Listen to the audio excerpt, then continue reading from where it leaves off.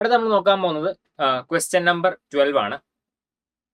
Binomial theorem എന്നുള്ളൊരു question ആണ്. ഒരു സമ്മേഷൻ ആണ്. അതിന്റെ വാല്യൂ എത്രയാന്നുള്ളതാണ് ക്വസ്റ്റ്യൻ. ഇങ്ങനത്തെ സമ്മേഷന്റെ ക്വസ്റ്റ്യൻ ചെയ്യുമ്പോൾ ഈ സമ്മേഷൻ ഒരു ജനറൽ ടേമിൽ സിഗ്മ നൊട്ടേഷനിൽ എക്സ്പ്രസ് ചെയ്യാം. സമ്മേഷനിൽ നോക്കുകയാണെന്നുണ്ടെങ്കിൽ first term 100C50 divide by 51. 100C50 ആകുമ്പോൾ താഴെ 51. 100C51 ആകുമ്പോൾ താഴെ 52. 100C100 ആവുമ്പോൾ താഴെ 101. അപ്പൊ അത് നോക്കുമ്പോൾ തന്നെ ഇതിനെ ജനറൽ ടേം എഴുതാൻ പറ്റും 100CR. അങ്ങനെ 6 ആവുമ്പോൾ താഴെ എന്താണുള്ളത്? R+1. ഈ 6 എവിടെ മുതൽ എവിടെ വരെ പോകുന്നു? ആദ്യം 6 എവിടെ നിന്ന് സ്റ്റാർട്ട് ചെയ്യുന്നു? 6 എന്ന് പറഞ്ഞാൽ ഈ 100C ഇതിന്റെ കൂടെ ഉള്ളതാണ് 6. 6 എവിടെ നിന്ന് സ്റ്റാർട്ട് ചെയ്യുന്നു? 6 സ്റ്റാർട്ടിങ് ഫ്രം 50 അപ് ടു 100. 6 100 മുതൽ 50 വരെ പോകുന്നു. ഇപ്പൊ ഇങ്ങനെ ഇതിനെ സമ്മേഷൻ ചെയ്യാൻ പറ്റില്ല. വെറും NCR ആയിരുന്നെങ്കിൽ നമുക്ക് സമ്മേഷൻ 2n എന്ന് എഴുതാം 6 നോക്കിയിട്ട്. ഈ താഴെ R+1 ഉള്ളത് ബുദ്ധിമുട്ടാണ്. ഈ R+1 ഒഴിവാക്കണം. അപ്പൊ R+1 ഒഴിവാക്കാൻ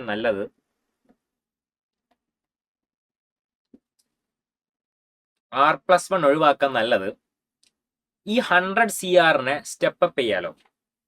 100CRനെ നമ്മൾ 101CR+1 എങ്ങനെ എഴുതും? 101CR+1 നമുക്ക് സ്റ്റെപ്പ് ഡൗൺ ചെയ്യാം. 101/R+1 ഇൻറ്റു 100CR എന്ന് ഇങ്ങനെ സ്റ്റെപ്പ് ഡൗൺ ചെയ്യാലോ. അപ്പൊ തിരിച്ചും ചെയ്യാം. അപ്പൊ നമുക്ക് എങ്ങനെ എഴുതാം? 100CRനെ ഇങ്ങനെ എഴുതിക്കൂടെ?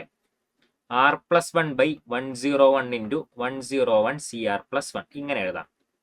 100CRനെ R+1 divided by 101 into 101CR+1 എന്ന് എഴുതാം. അപ്പൊ അങ്ങനെ മാറ്റി എഴുതാൻ പോകുന്നു.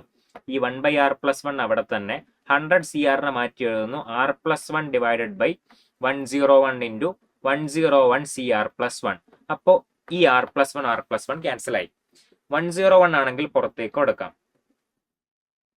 അപ്പൊ summation R from 50 to 100 101CR+1 എന്ന് വെച്ചാൽ ആ സമ്മേഷൻ എഴുതുകയാണെന്നുണ്ടെങ്കിൽ ഇങ്ങനെ ഉണ്ടാവും.